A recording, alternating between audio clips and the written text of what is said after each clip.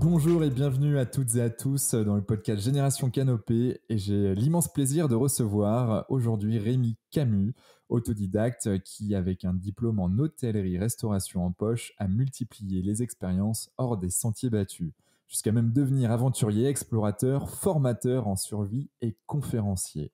Bref, quel parcours de malade, et quelque chose me dit que ce n'est que le début. Comment tu te sens, Rémi? Salut Quentin, je vais très très bien. Je suis en forme, déterminé sur la suite de mes aventures. Déterminé. Bon, ça me plaît bien. Mais du coup, c'est quoi tes aventures, là, tes prochaines aventures? Les prochaines aventures, là, la promotion de mon livre qui est sorti fin février, là, le 24 février. 24? Donc ça, c'est une grosse aventure. D'ailleurs, je conseille à beaucoup de personnes de se poser sur l'écriture d'un livre parce que ça fait vraiment du bien. Et pour faire passer un message ou du partage, et cetera, eh bien, on a un vrai support. Et ça, c'était quelque chose que je voulais vraiment faire. Donc, vraiment à faire. Ouais, je pense à plein d'égards. Déjà, voilà, premier point, c'est travail sur soi. C'est qu'est-ce que je vais raconter Carrément. pour pas partir dans tous les sens. Et puis, c'est une grosse introspection, j'imagine. Et puis poser son cul derrière un ordinateur. Mais t'imagines même Ah pas oui. comme c'est dur. Truc de malade. Ça dépend pour qui, tu sais. Ouais, ouais, bah moi, pour moi, c'était dur de s'asseoir, tu vois. Alors, le livre, je l'ai pas fait tout seul. Je l'ai coécrit avec un journaliste qui s'appelle Cyril Lichamp. Et je lui ai dit, moi, Ok. Cyril, toi, tu sais écrire et moi, je sais parler. D'accord? Donc, on va faire un travail, c'est simple. Je te raconte et toi, tu poses les mots. Et c'était génial. Mais c'est vrai que c'est un truc de malade de devoir réfléchir sur la structure de son livre. C'est une vraie aventure. Et Mhm. quand le livre sort, c'est une délivrance, c'est une satisfaction. Je sais pas ce que ressentent les femmes lorsqu'elles accouchent, mais tu as vraiment cette sensation de dire, putain, j'ai sorti un bouquin, tu vois. C'est pas le truc, ouais, j'ai fait une petite vidéo sur YouTube. J'ai sorti un livre et voilà, je trouve Ouais. que c'est pour moi une belle étape dans mon parcours et j'en suis très fier de pouvoir le proposer et que le contenu à l'intérieur ne soit pas que axé sur mes aventures parce qu'en soi, tout le monde s'en fout. Je veux dire, tu tapes Rémi Camus sur Google, on sait ce que Rémi Camus il a fait, donc ça servait à rien Mhm. de refaire juste.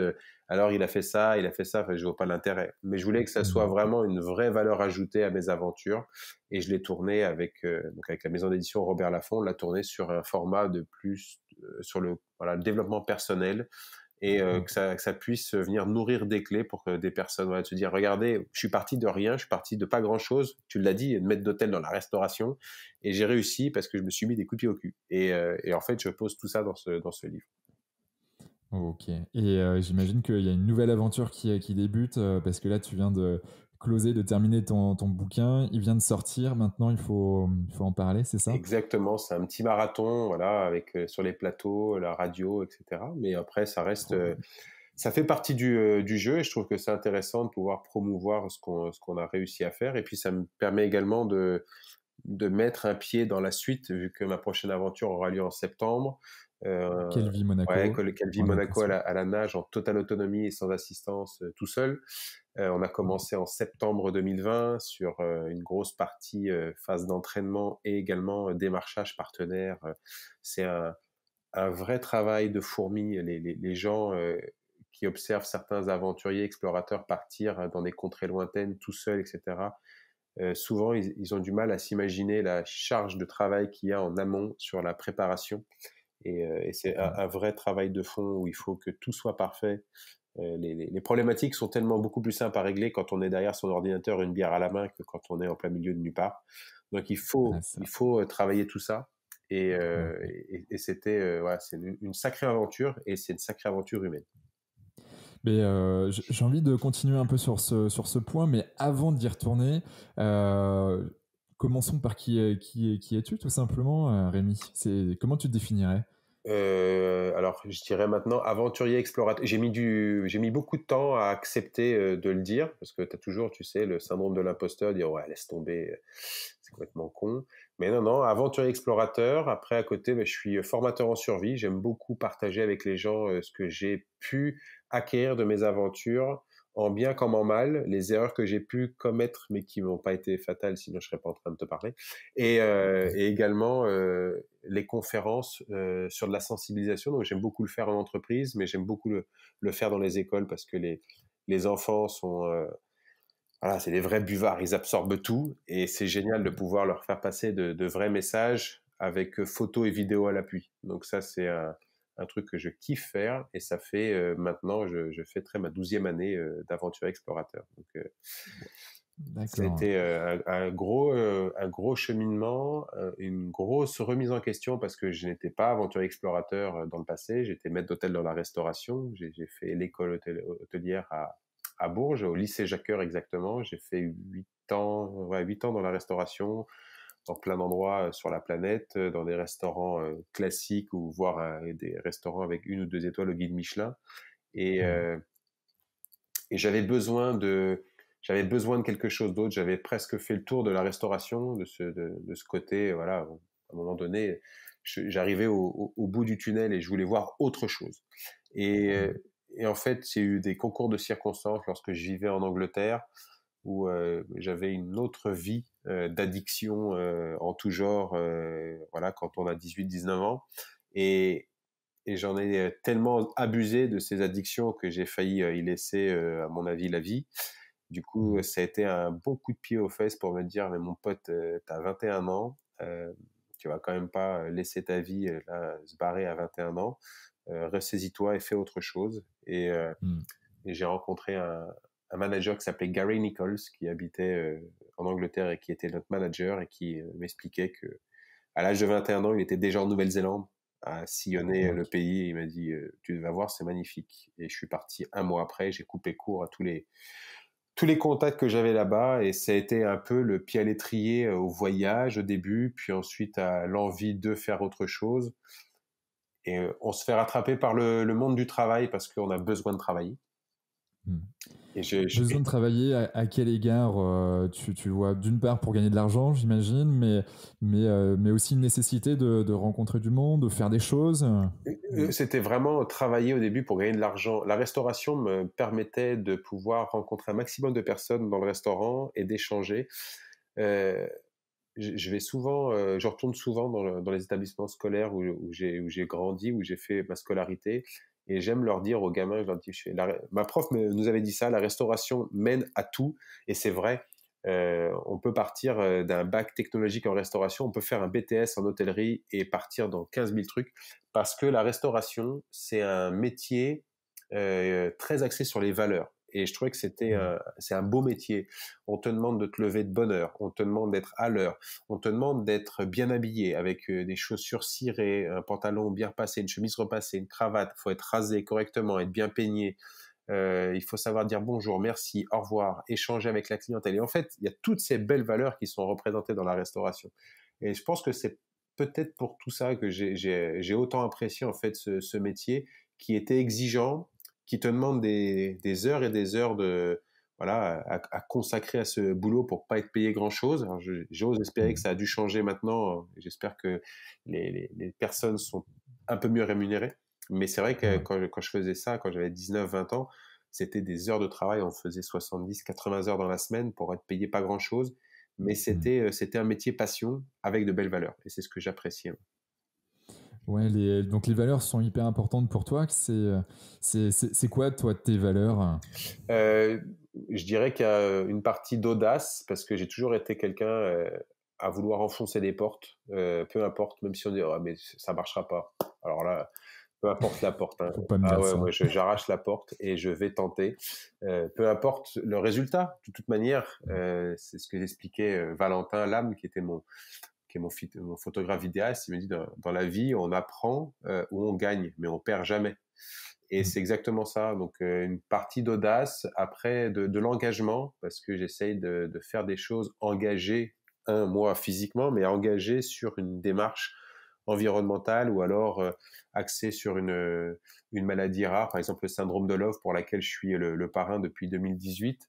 Euh, une Et partie d'ailleurs, on embrasse bien fort Philippe Ferrer, justement, qui nous a mis en relation tous les deux, et exactement qui a créé cette association, il me semble. que je connais, mais mon Dieu, depuis des années, c'était lui qui m'a validé ma traversée de l'Australie en courant quand même. Parce que Waouh. je lui ai demandé si je pouvais porter le nom de l'association et collecter des fonds. Il m'a dit oui, au début, il pensait à un canular. Il m'a dit, c'est une connerie, c'est pas possible. Il va pas faire ça. D'accord. Et il s'est avéré que je l'ai vraiment fait. Donc, ça a été, voilà, il a été au tout début de mes aventures. Donc, voilà, Ouais, l'engagement, génial. parce que c'est quelque chose de très fort. Je dirais ensuite l'authenticité. Et c'est l'une des valeurs qui est pour moi la plus importante. C'est de dire la vérité vraie. Ça sert à rien, en fait, d'en faire des caisses, de vouloir surjouer le truc. Il faut dire les choses. Certains journalistes, je me rappelle, avaient dit, Rémi Camus a descendu le Mékong en hydrospeed du Tibet jusqu'au Vietnam. Je fais non, non, non, et je l'ai pas descendu entièrement. On peut pas. La partie haute, je nage vite, mais pas contre des balles de Kalachnikov. Ça sert à rien de vouloir trop en raconter. Je fais, dites la vérité, ça suffit. Ça a été assez Ouais. compliqué comme ça. Et je pense que c'est là-dessus où je reste très honnête avec les gens. Je leur dis quand ça me plaît, je leur dis. Quand ça me plaît pas, je leur dis. Mais quand je leur raconte mes histoires, je leur dis exactement ce qui s'est passé. J'essaie pas d'en rajouter pour pas que ce soit un truc de dingue. C'est déjà assez compliqué des fois comme ça pour le vivre. Donc je Ouais. dirais l'authenticité et ensuite le respect qui est pour moi fondamental, le respect, que ce soit le respect de soi, mais le respect des autres, le respect des communautés que tu peux aller rencontrer, des cultures que tu vas rencontrer, ça c'est extrêmement important.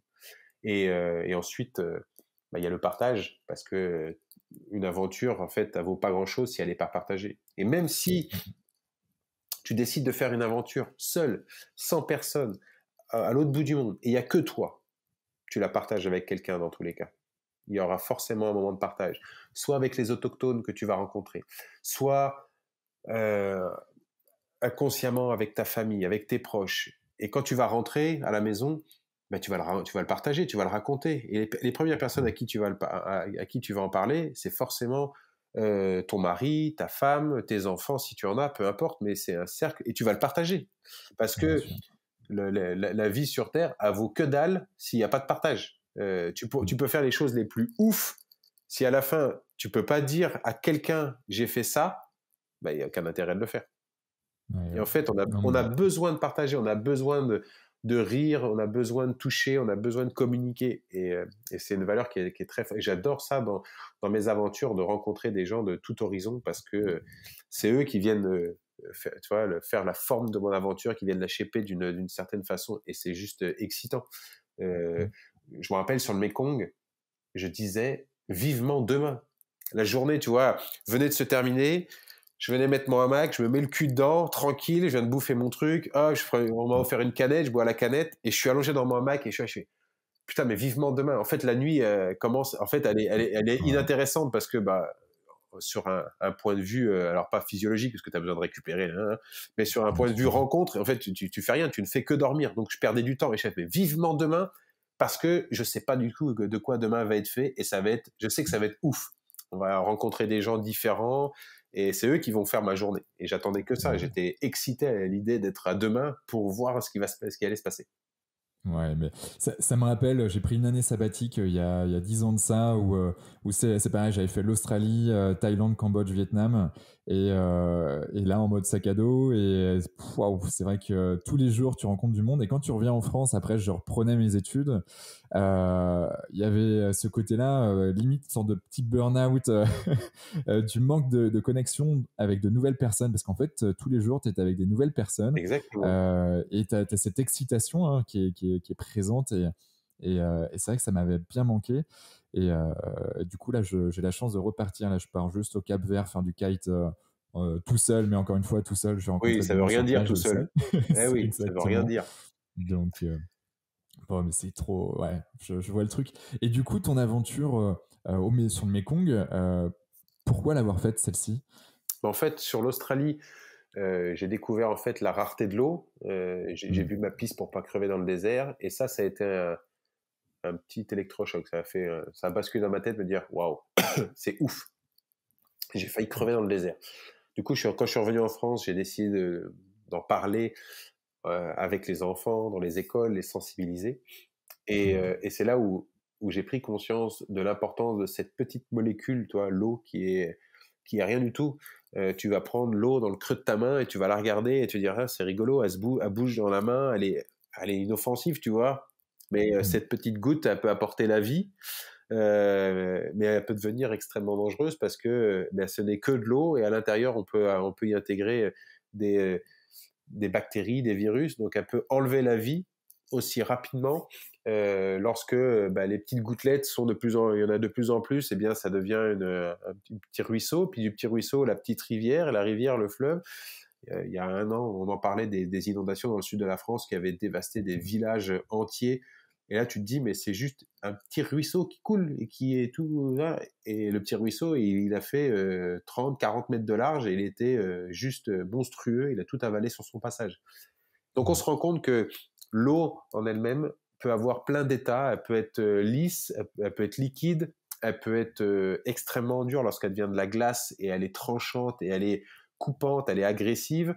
Elle peut être extrêmement chaude lorsqu'on parle de vapeur, et là c'est brûlant, on peut y perdre la vie aussi. Et je trouvais que c'était un élément qui me fascinait, parce que l'aventure sur l'eau n'est jamais la même. Tu vas faire une course à pied, tu vas faire une course de 3 à 4 jours en courant, même si le climat va changer, la surface sur laquelle tu vas évoluer, elle ne changera pas. Ça sera quelque chose de dur. Et donc, tu auras toujours, j'allais dire, les mêmes appuis. L'eau, tu vas nager, tu vas avoir une eau qui va être très calme, et le lendemain, tu as 3 mètres de vague, et là, tout d'un coup, tu n'arrives plus du tout à avoir la même stabilité sur l'eau. Donc, je trouvais que c'est un élément passionnant, et j'ai voulu comprendre comment certaines populations pouvaient vivre au bord de rivières, de fleuves, et qui étaient dans le besoin d'avoir un accès à l'eau permanent. Et donc le Mékong était très intéressant parce que, je connaissais l'Asie du Sud-Est pour y avoir été, mais le Mékong, il irrigue 6 pays. Et c'est là où ça devient intéressant, c'est parce que le premier est la Chine, donc essaye de contenir un petit peu tout le monde avec les barrages hydroélectriques, et donc c'est une très grosse problématique. Et puis après, quand on descend, eh bien, on arrive sur des pays qui sont, pour certains, en voie de développement, qui ont des difficultés économiques. Ça traverse, ça irrigue la Birmanie, ça irrigue la Thaïlande, ça passe au Laos, au Cambodge et au Vietnam. Le Laos était l'un des pays les plus pauvres au monde il y a une dizaine d'années. Alors j'ose espérer que, malheureusement, avec l'arrivée de la Chine à venir tout acheter, tout coloniser, ils ont dû augmenter leur économie au détriment de beaucoup de choses. Mais c'était un fleuve qui était très intéressant sur un point de vue géopolitique, économique, environnemental. Forcément, les conflits socio-culturels. Il y avait plein de choses qui me fascinaient par ce fleuve. Et puis, c'était l'un des fleuves les plus longs au monde. On est sur plus de 4800, 4900 kilomètres de fleuve. C'est un truc de dingue. Quand on déplie une carte et on regarde où coule le Mékong, on fait mais c'est vachement long. Donc c'est ça qui me passionnait, et le fait de pouvoir aller rencontrer une population qui soit complètement à l'opposé de ce que j'avais pu voir. En 2011, lorsque j'avais fait l'Australie, j'avais rencontré les aborigènes. Les aborigènes sont des gens qui sont froids de premier abord, parce que la colonisation qui a été exercée sur eux a fait que tu les sens en vax, quoi. Toi, c'est pas... c'est hyper dur quand tu connais un peu l'histoire de l'Australie. Mais bien sûr. Et en fait, ma façon d'entrer en contact avec eux, c'était de le faire dans l'autre sens. En Asie, moi, j'allais vers les gens, et les gens, au bout de 5 minutes, tu as déjà une bière à la main, et puis tu es en train de discuter avec eux.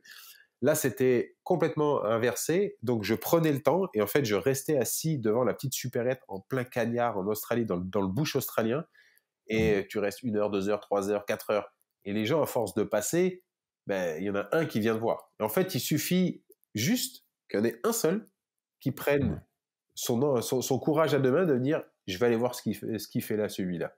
Et en fait, il y en a un qui est venu me voir, on a commencé à échanger, ça a duré 10-15 minutes, il est parti, et j'ai plus qu'à attendre, ma carte de visite, elle est faite, dans à peu près 1 ou 2 heures, la communauté entière sait qu'il y a un Français qui est venu jusqu'ici en courant. Et après, les choses se sont faites naturellement. En Asie, c'était bien différent, parce que le fait qu'il y ait une population très importante, on rentre en contact avec les gens beaucoup plus vite. Donc c'est pour ça que ça m'avait complètement fasciné de découvrir une culture très différente de ce que j'avais pu voir en Australie. Hmm. C'était à Catherine, peut-être. C'était dans quelle ville, tu te souviens, là où tu avais rencontré cet Ah aborigène? non, non, non, c'était vraiment dans la communauté de Kaltukatjara. Donc, pour ceux qui écouteront, si tu déplies la carte de l'Australie, donc tu as Alice Springs, qui est la Ouais, ville la plus importante en plein milieu du territoire australien. Et vous avez Uluru, qui est le gros monolithe rouge qu'on a sur les belles ouais. cartes postales, qui est en langage aborigène, et sinon en anglais c'est Ayers Rock.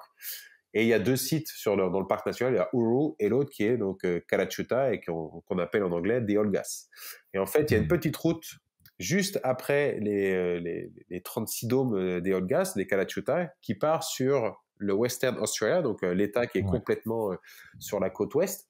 Et en fait, tu prends cette petite route, qui est une piste de terre battue, et juste avant de passer la frontière, eh bien là, tu as une toute petite communauté qui s'appelle Kaltukatjara, et en anglais, ils appellent ça Docker River. Et donc, j'ai séjourné ici 10 jours avec eux, et après, j'ai séjourné 15 jours avec les aborigènes de la communauté de Mutijulu, qui est celle qui est juste à côté de Uluru.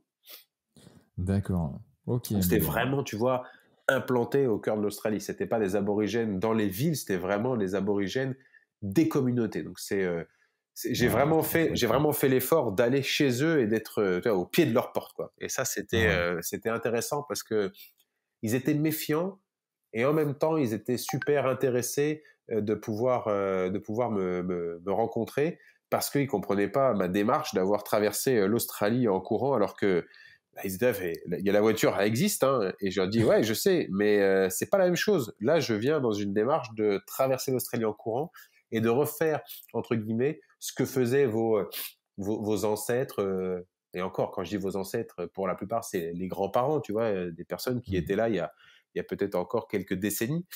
Et la plupart d'entre eux se déplaçaient à pied, allaient faire ce qu'on appelait le bush tucker, donc la collecte des petites plantes dans le bush, soit pour un aspect médicinal, soit pour manger. La chasse avec les lézards, avec les pounous, donc ce qu'on appelle les kangourous, etc. Et je trouvais que c'était super intéressant tout ça. Et pourquoi, alors je comprends globalement l'envie d'aller découvrir tout ça, mais pourquoi l'Australie et pourquoi l'Australie en courant exactement? Alors l'Australie, parce que déjà été en Australie en 2009, j'avais kiffé le pays, très déçu d'avoir rencontré des aborigènes dans les grandes villes comme Alice Springs ou comme Ouais, Catherine, pour la plupart qui étaient un peu délaissés, alcoolisés, drogués, en surpoids, etc. Et je me dis, waouh, putain, c'est mais c'est clair. pas ça. Ils étaient là, tu vois, c'est des peuples qui Aïe, sont aïe. arrivés en Australie lorsque le niveau de la mer était beaucoup plus bas. Ils ont marché jusqu'ici. Tu te dis, ouais, c'est ouf, tu vois, c'est des gens. Ils ont retrouvé des peintures rupestres dans des grottes euh, d'un poisson qui n'existe plus. Et ils ont estimé que le poisson avait disparu de la surface de la Terre il y a 40 000 ans. Donc ils Ok. estiment, tu vois, que les aborigènes, ça fait déjà plus de 40 000 ans qu'ils sont là et qui ont toujours vécu sur un système de chasseurs-cueilleurs, un peu de pêche, un peu de cueillette, des choses très rustiques, tu vois, mais ils Ouais. n'ont pas développé une culture comme on peut avoir nous maintenant. Donc j'étais assez triste de voir que les aborigènes avaient, ouais, en tout cas qu'ils étaient traités différemment. Donc je voulais les retrouver autrement. Donc je me rappellerai toujours, hein, quand j'étais à Alice Springs et un jour j'avais dit je reviendrai en Australie. Je sais pas pourquoi, je sais pas comment, mais je reviendrai pour comprendre un petit peu les aborigènes. Et, Ouais. euh, et après en courant, parce que je voulais me prouver à moi-même et également à mes proches que Rémi Camus était capable de relever des défis et que j'étais pas juste un simple serveur. Parce que tu as toujours ce petit truc en tant que serveur, c'est que quand j'ai commencé dans la restauration, mes premiers boulots quand j'avais 19-20 ans, en tant que serveur, quand je discutais avec mes collègues, eh bien la plupart me disaient que bah, moi je suis étudiant en médecine, moi je fais du droit. Je dis, ah ouais, putain. Et pourquoi tu travailles là? Enfin, c'est juste pour gagner un peu d'argent pour la fin du mois. Hmm. Ah ouais. Et toi? Bah, moi j'ai fait 3 ans d'études dans la restauration et j'ai appris voilà, tout le métier de la restauration. Et en fait, je trouvais que c'était perturbant de me dire merde. Et l'autre, il a fait aucune étude dans la restauration. Et il travaille là, exactement comme moi, et Hmm. il est payé pareil. Ouais, ouais, Et en ok. fait, c'était toujours, tu avais toujours ce petit de venir piquer les gens, de dire ah, tu n'es que serveur. Et en fait, moi, ça me blessait, ce que je dis, mais c'est pas parce que j'ai arrêté l'école que après un bac que je suis pas rien. Et enfin, j'ai réussi à développer des choses, tu vois. Bien Et en sûr. fait, ça me perturbait beaucoup. Et je pense que c'est le fait on m'ait dit tu n'es qu'un simple serveur qui m'ait donné l'envie de me dire bah, je vais vous prouver, je vais vous faire fermer vos gueules, je vais vous prouver que je peux faire mieux. Et, Mm. et même mes proches, tu vois, d'avoir ces parents, tu vois, qui sont pas forcément en train de te pousser vers le haut parce que bah ouais, t'es serveur, tu vas peut-être faire autre chose après. Mm. Ah ouais. Bon. Donc du coup, toi, c'était une petite revanche personnelle, me dire, ben, je vais vous prouver que je suis capable de faire de grandes choses et ça va vous clouer le bec. Donc c'était vraiment tout ça. Et puis en même temps, bah, après, tu vois, c'est un enchaînement. Les aborigènes, parce que je voulais les rencontrer. Euh, je voulais connaître aussi ce que c'était, tu vois, ce flow, le FLOW, voilà, cette Ouais. sensation de dire, je suis exactement là où je devrais être maintenant. Mm. Et je kiffe le moment présent. Tu sens, tu vois, le sable. T'es dans un espace-temps complètement Ouais, différent. c'est un truc de dingue. Tu sens Ouais. le vent brûlant qui te caresse le visage, ça vient de caresser les poils. Tu as les grains de sable qui viennent se coller entre tes ongles, dans tes dents, au niveau de tes yeux. Et en fait, tu as cette sensation ça te fait des frissons. Tu entends le vent qui roule dans le bush, tu entends les camions qui arrivent de très loin, tu entends des petits rongeurs, etc., des reptiles qui passent, des serpents. Et là, tu te dis, putain, mais en fait, tu t'arrives à percevoir toutes ces petites sensations Mm. et tu as tous tes sens qui sont bien en éveil. Et là, tu sais que tu es vraiment à l'endroit où est-ce que tu devrais être fait. Il n'y a pas un seul endroit sur Terre où je voudrais être. Il n'y a que là où je suis, là, maintenant. Là, je suis bien et je suis au Ok. bon endroit. Et en fait, j'avais envie de vivre tout ça. J'avais envie de découvrir en fait ces sensations. Mm. Et donc ça t'a donné envie de faire plus et pas juste d'être présent là, mais c'est de le faire en courant. Ben ouais, ouais, C'est... parce que tu découvres une autre façon. Le faire en vélo, je trouvais que c'était. Alors, je m'excuse pour toutes les personnes qui font des trips en vélo, mais je trouvais que c'était trop facile. Parce Mm. que tu fais du vélo et quand tu arrives en haut de la colline et que bah, il y a une descente, bah, tu arrêtes de pédaler et tu te laisses porter en soi par ton vélo. Mm. Et du coup, maintenant, en fait, je veux vraiment vivre chaque mètre parcouru, chaque kilomètre et me dire, je l'ai vraiment fait du sud au nord et j'en ai chié pour aller jusqu'au bout. Et j'ai pas bénéficié d'une assistance en vélo pour pouvoir m'aider à parcourir le truc. Et c'est ce que ouais, j'aimais bien dans le défi de la course à pied en tout cas. Ok. Ouais, ben, ça me rappelle quand je faisais le tour de l'Australie. Alors pour le peu, moi je l'ai fait en van. Je Donc, l'ai fait aussi en van, je te rassure, la première fois. Hein. la première fois. Mais en fait, on avait rencontré quelqu'un, voilà, comme toi, qui lui, en fait, avait perdu. Il avait la trentaine, 35 ans, quelque chose comme ça à l'époque, et il avait perdu en fait son meilleur pote D'accord. d'un cancer. Je me souviens plus de quel cancer, et il s'était dit bah ok, je vais monter une association, je vais récolter des fonds et je vais faire le tour de l'Australie en courant. Et en fait, nous, on arrivait, il était vraiment sur la fin, il arrivait sur la Gold Coast et puis après, il redescendait à Sydney pour terminer son périple. Et on était resté peut-être pendant 2 jours avec lui à discuter, échanger, comprendre un peu tout ça. Alors certes, lui, il courait la journée et puis on se retrouvait à des endroits bien particuliers. Et c'est vrai que bah, il avait envie de partir après en Chine pour faire le tour de la Chine. Il voulait faire le tour de la Mongolie. Bref, une fois il était parti dans ce sens, mais tu sentais qu'il y avait aussi une quête un peu spirituelle derrière, d'aller déjà se rencontrer soi-même et puis à essayer de toucher quelque chose de plus large, quoi, de plus grand que soi. Mais c'est exactement ça. J'ai besoin, alors c'est très bizarre, mais j'ai besoin de faire ces explorations, ces aventures pour me faire une thérapie sur moi-même. Mm. En fait, me retrouver dans une situation très merdique, compliquée, mais en fait, je me retrouve, moi, là, je suis vraiment dans mon élément et je sais que il y a personne qui va pouvoir me venir en aide, mais en fait, j'en ai pas Mm. besoin et je trouverai la solution tout seul. Et c'est extrêmement jouissif, kiffant, je sais, j'ai pas les mots, tu vois, Ouais. mais tu as vraiment cette sensation de, en fait, je suis vivant. Et plus je suis dans la merde, plus je me sens vivant, parce que tu as vraiment l'impression alors quand on dit sortir de sa zone de confort, c'est pas vraiment le terme, parce que c'est un peu, tout le monde l'utilise maintenant, mais c'est vraiment de se dire, je suis vraiment là où je devrais être. Et ça, c'est super kiffant. Et j'ai besoin de ces moments de thérapie pour faire le point avec moi-même. Tu vois, tu t'envoies des questions à ton inconscient et tu as vraiment l'impression d'avoir une conversation avec toi-même. Ouais. Et ça fait du bien. La seule difficulté, c'est quand tu dois revenir à la réalité que tu as laissée derrière. Il y a toute une phase de réadaptation qui peut être plus ou moins longue en fonction des projets et des profils des gens. Et ça, c'est difficile à accepter des fois de reprendre la vie là où tu l'as laissée, parce que tu as vécu quelque chose de très intense, complètement à l'opposé de ce que les gens vivent habituellement. Et à un moment donné, tu as terminé ton petit projet, il faut raccrocher les wagons aux wagons des autres, parce que la vie continue. Et là, tu fais, ouh, qu'est-ce qui se passe là? Attendez, les gars, je suis pas au courant de tout là.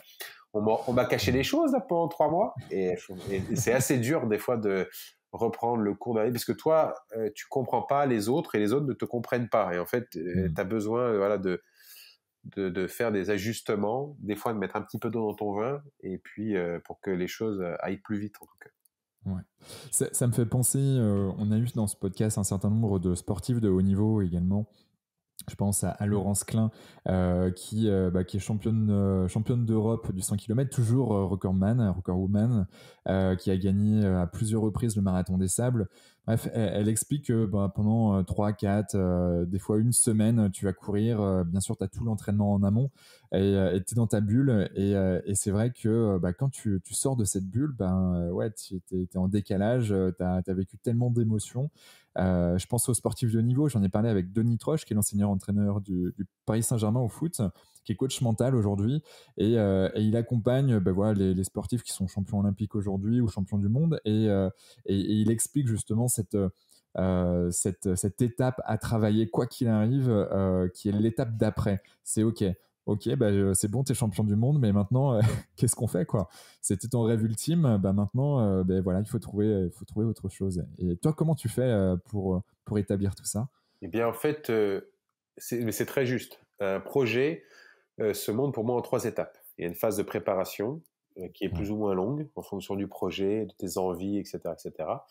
La phase de réalisation, donc ton projet. Mais en soi, c'est pareil pour un sportif de haut niveau, hein, et de faire la compétition au JO, peu importe, si ça dure un combat qui dure plusieurs dizaines de minutes, ou faire un powerlifting, ou peu importe. Mais réaliser le truc. Et ensuite, pour moi, ce qui est important, c'est de partager, c'est de rendre compte. C'est ce que j'expliquais tout à l'heure, on a besoin de partager. Et donc pour moi, c'est la phase de restitution. Et là, peu importe dans quel état il est, soit c'est par un film, soit par un livre, soit par de la prise de parole en public, soit auprès de ta famille, même si c'est un cercle très restreint, eh bien tu racontes ce que tu as vécu. Et ces 3 phases sont extrêmement importantes. Tu ne peux pas les négliger, parce qu'il y en a forcément une, si elle n'est pas bien faite, eh bien ça va mettre en péril tout ton truc. Et après, il y a cette phase de et après. Et le après, pour moi, c'est un peu comme la courbe du changement, tu sais, la courbe de deuil. Bien, c'est Ouais. exactement ça, c'est qu'à un moment donné, tu acceptes que tu tombes dans le trou, et il faut être capable de rebondir facilement. Et cette courbe, mais en fonction de tes compétences, de ton histoire, de ton expérience, de tes acquis, eh bien, elle sera plus ou moins longue, etc. Et tu arriveras à rebondir facilement. Moi, ce que je fais, c'est que j'ai déjà un coup d'avance sur ma prochaine aventure. Je sais déjà ce que je veux faire. Et Ok. en fait, je dis pas que j'y pense, mais la petite graine a été mise, et dans ma tête, je l'ai. Ça veut dire que quand mon aventure sur le Calvi Monaco sera finie, on va travailler sur le film, peut-être voir avec un livre avec Robert Laffont pour pouvoir raconter différemment sur d'autres points cette aventure. Et à un moment donné, eh bien, on pensera déjà à mettre en place la prochaine aventure pour repartir. Et du coup, ta petite courbe de changement, elle descend et hop, et elle repart tout de suite, parce qu'en fait, tu es déjà en train de te projeter sur un autre projet. Même si il est très très important de se ressourcer et de faire un temps off, de s'arrêter, de dire je souffle pour moi, parce que ça fait, j'imagine les athlètes de haut niveau, tu vois, ça fait 4 ans que je m'entraîne comme un bourrin pour le truc, j'en ai plein le cul, j'en ai marre, j'en veux plus. La seule chose que je veux, c'est d'arrêter à la salle de sport et de faire du soulevé de terre tous les jours. J'ai envie d'arrêter. Et en fait, tu as besoin de cette phase de te retrouver avec toi-même, qui peut être plus ou moins longue. Mais il faut pas qu'elle soit trop longue, parce que si elle est trop longue, eh bien, du coup, si t'as pas en tête la suite, et si t'as pas déjà fait tout un schéma, et bien là, ça part. Et là, tu descends, tu descends, tu descends. Et c'est là où tu te sens mal. Et après, tu te poses toutes les questions du monde. Mais est-ce que je suis légitime? Est-ce que ce que je fais a du sens? Pourquoi est-ce que les gens ne viennent pas vers moi? Pourquoi on me soutient pas? Pourquoi est-ce qu'on m'appelle pas pour des conférences? Tout ça, c'est des choses qui me sont arrivées, je te le dis. Ouais. Pourquoi les partenaires ne disent pas oui? Pourquoi est-ce que j'arrive pas à décrocher les trucs?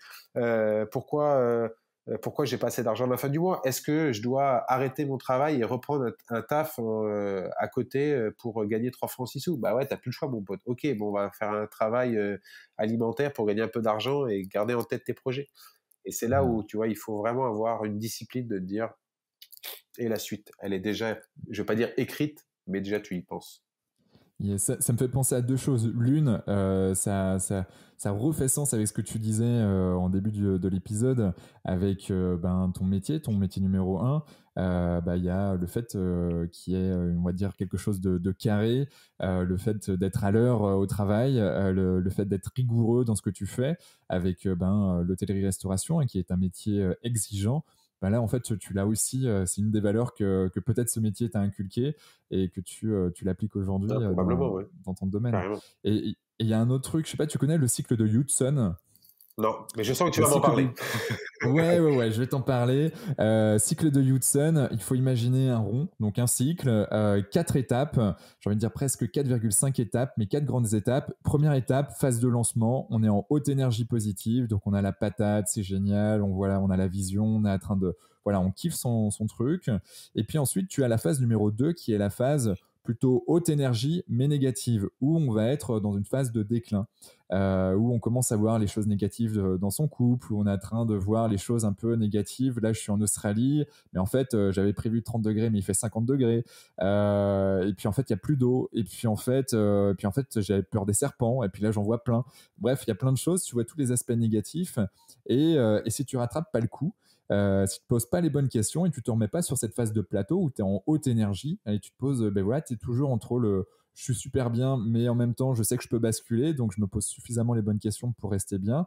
En fait, on va passer dans une phase numéro 3 qui est la basse énergie négative. Et cette basse énergie négative, c'est la phase de marasme. Donc là, je suis dans le down complet. Ça peut être un deuil, ça peut être, je reviens d'une exploration et puis au final, j'ai pas prévu les coups d'après et je suis pas bien. Et puis, sauf qu'on sait toujours que ça se termine à un moment donné pour passer à l'étape numéro 4, qui est plutôt basse énergie, mais positive, qui est la phase de rebond ou la phase de renouveau, et qui va faire que tu commences à avoir un peu plus d'énergie, tu vas avoir envie de reconstruire de nouvelles choses, rencontrer de nouvelles personnes, et puis jusqu'à repasser en phase 1, phase de lancement. D'accord. Mais après, ça fait sens avec ce que tu disais, si tu te poses les bonnes questions, en fait, tu fais des raccourcis, et tu restes en haute énergie, quoi. Ouais.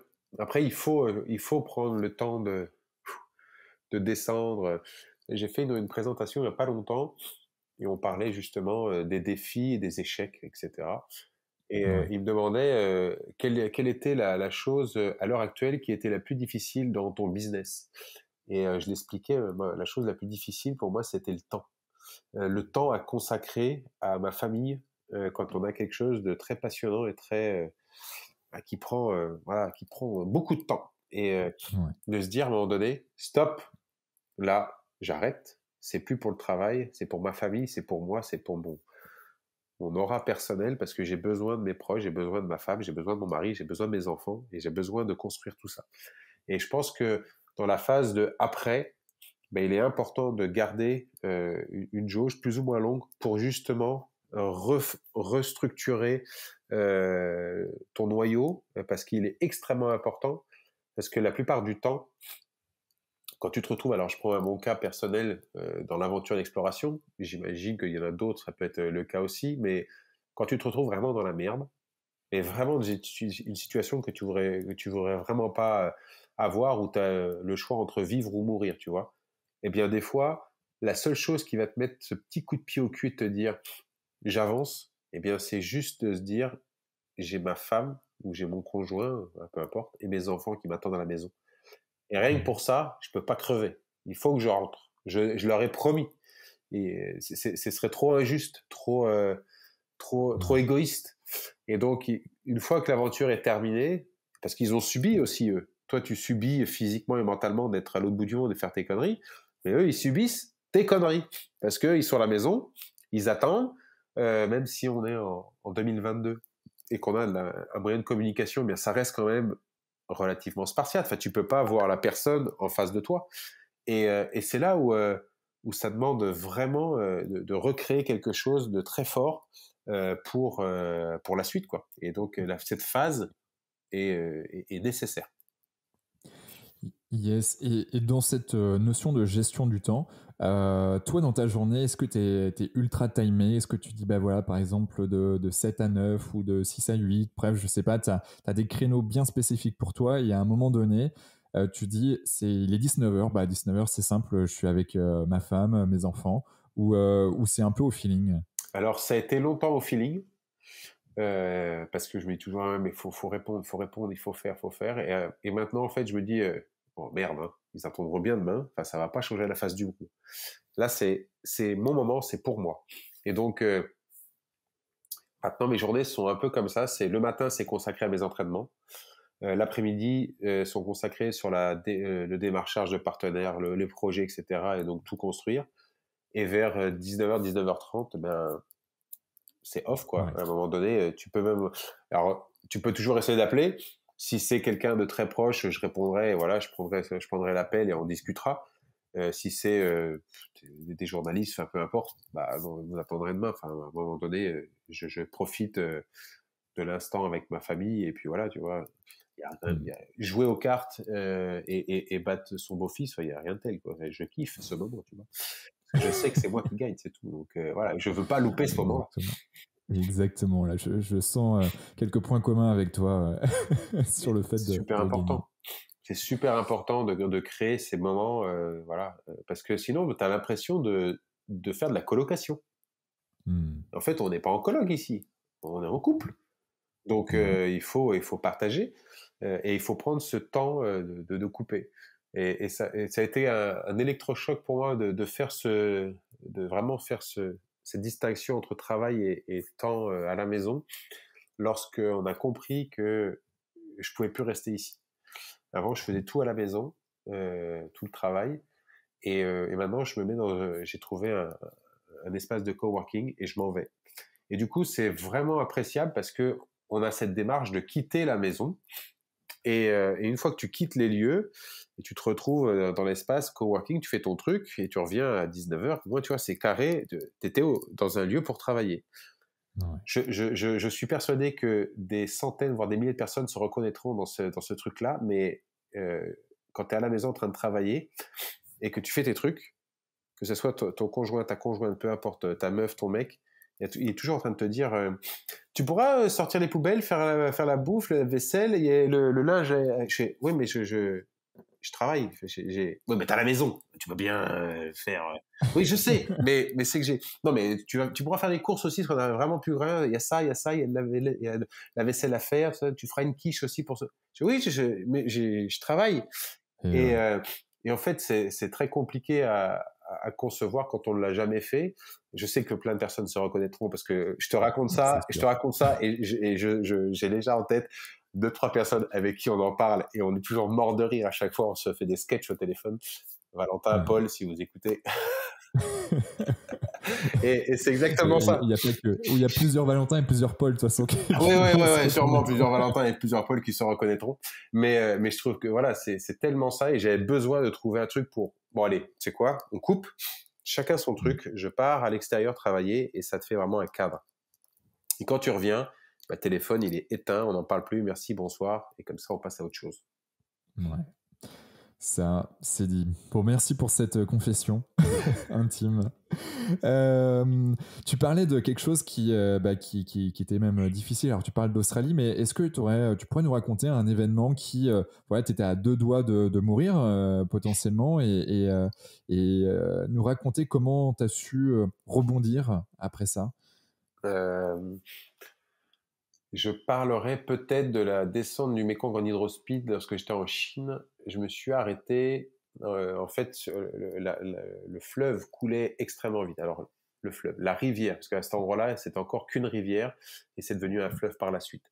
Donc, ça s'appelait la Lansing River, et donc, elle coulait très, très vite. Et mon formateur en nage en eau vive m'avait dit, tu sais, Rémi, quand tu vas nager en rivière, si la surface devient de plus en plus lisse et que l'eau te tire vers le bas, très violemment, c'est forcément qu'il y a une dépression, qu'il y a un truc, qu'il y a un changement de niveau, et donc il y a une cassure, et donc ça veut dire que l'eau te tient, donc une chute d'eau, un rapide, quelque chose.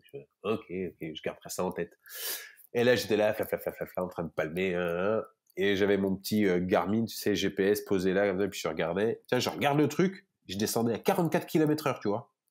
Tu vois, je fais, enculé, journée sympa, hein, je pense que dans une semaine, j'arrive au Vietnam, moi, c'est bon. Hein. Et là, j'entendais un bruit sourd, là. Je fais, c'est quand même gros, quoi. Donc, je me mets sur la veine d'eau qu'on appelle secondaire, voire même tertiaire, celle qui est la plus calme sur le bord. Je m'approche tout doucement, et hop, et je m'arrête sur une petite plagette.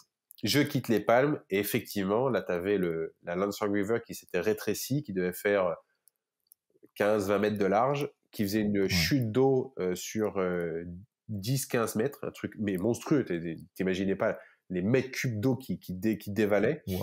Et derrière, ça faisait un siphon qui faisait presque 200 mètres de diamètre, qui tournait en rond avec un œil au milieu, et t'avais des gros blocs de béton posés en plein milieu de l'eau, et t'avais 2 tubes de dérivation qui avaient été creusés dans la montagne pour faire dévier en fait le cours d'eau.